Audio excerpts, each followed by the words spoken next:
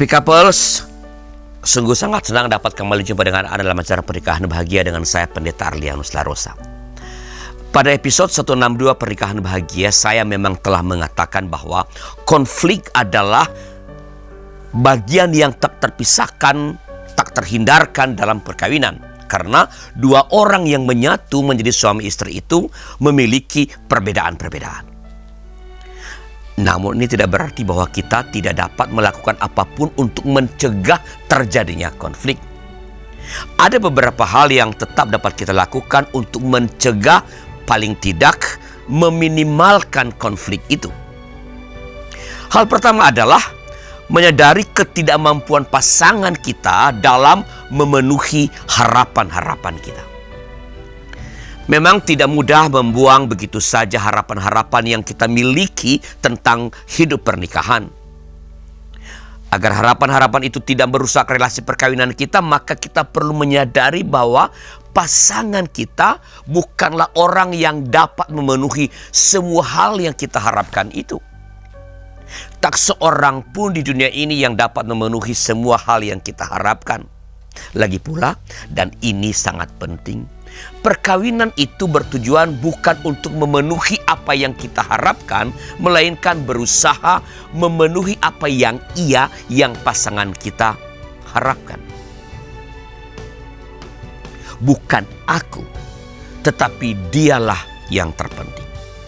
Kita harus menyadari bahwa pasangan kita bukan orang sempurna yang dapat membuat mimpi-mimpi kita itu menjadi kenyataan. Sadarilah bahwa pasangan kita mempunyai keterbatasan. Dan yang lebih penting, sadarilah bahwa di tengah-tengah keterbatasannya itu, pasangan kita tentu sudah berusaha sekuat-kuatnya untuk memenuhi harapan kita. Hanya ia tidak mungkin memenuhi semua hal yang kita harapkan. Lagi pula happy couples, dan ini yang lebih penting, firman Tuhan mengajarkan lebih berbahagia memberi daripada menerima. Kisah Rasul 20 ayat 35. Konflik dalam perkawinan dapat dicegah bila suami dan istri memiliki semangat untuk memberi yang terbaik demi memenuhi apa yang diharapkan oleh pasangannya.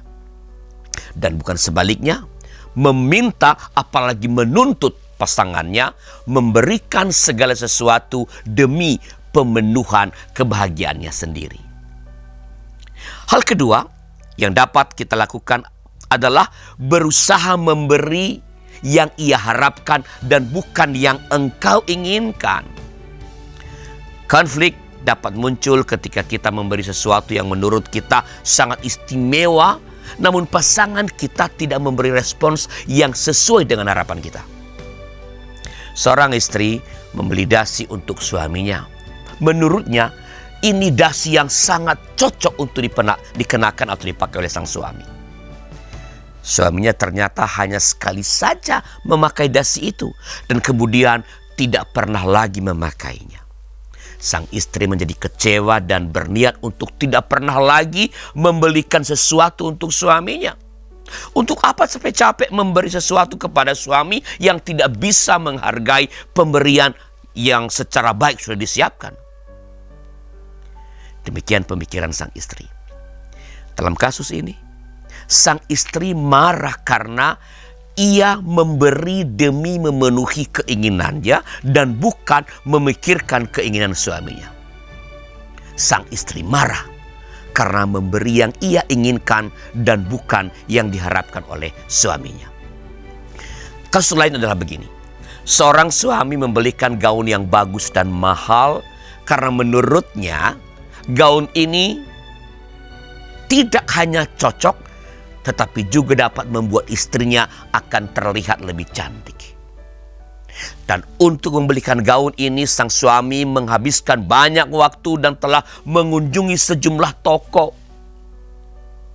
Ketika sampai di rumah, sang istri ternyata tidak terlalu antusias menyambut hadiah yang istimewa ini. Sang istri tidak terlalu tertarik pada gaun yang mahal itu. Melihat respons yang biasa-biasa saja dari istrinya, Sang suami menjadi sangat kecewa. Ia menuduh istrinya tak menghargai hadiah yang didapatkan dengan cara susah payah dan mahal itu. Dalam kasus ini, respons yang biasa-biasa yang menyebabkan kekecewaan sang suami terjadi karena sang suami memberi yang ia inginkan dan bukan memberi yang diharapkan oleh istrinya. Nah, hal-hal semacam ini dapat menyebabkan munculnya konflik, bahkan dendam di antara pasangan suami istri. Lebih jauh, happy couples, kekecewaan yang muncul sebagai akibat dari penolakan atau respons yang biasa-biasa saja atas yang kita berikan atau yang kita lakukan kepada pasangan adalah tanda ketidaktulusan.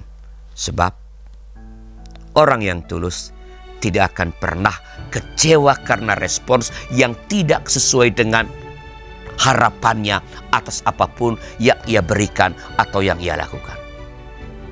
Orang tulus, nothing tulus. Itulah yang dimaksudkan ketika Tuhan Yesus berkata, berbahagialah orang yang suci hatinya. Matius 5 ayat 8. Orang yang suci hatinya adalah orang yang melakukan sesuatu secara tulus tanpa motivasi lain yang berorientasi egosentrik. Motivasi yang luhur inilah yang membuat tidak pernah kecewa. Karena itu, belajarlah memberi yang ia pasanganmu harapkan dan bukan yang engkau inginkan, dan berikanlah itu dengan tulus. Ini pasti akan mencegah terjadinya konflik dalam perkawinan Anda. Masih ada beberapa hal lagi yang dapat kita lakukan untuk mencegah atau setidaknya membuat konflik ini menjadi diminimalkan dalam relasi sebagai suami istri. Silakan ikut episode berikut secara khusus episode 171 dari Pernikahan Bahagia. Itu saja.